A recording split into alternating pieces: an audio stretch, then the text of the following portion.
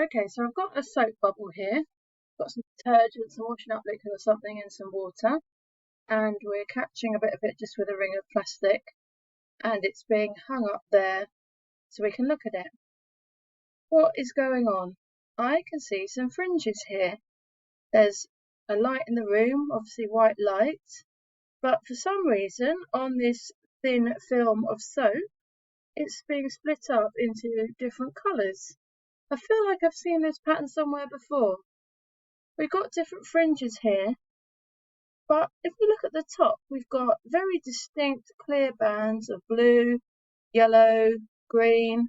They're really quite clear, pink, but at the bottom they're less well defined.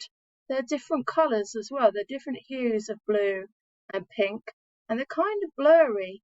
At the very bottom, kind of similar colours to the top, and it's sort of changing as the bubble is collapsing or dropping a bit under gravity. So I'm going to assume the bottom of the thin film of soap is thicker than the top due to gravity. Has that got anything to do with it? Why am I seeing these really clear, distinct bands at the top and blurrier at the bottom, but still we've got these distinct bands? What is going on? Can anyone answer in the Q&A?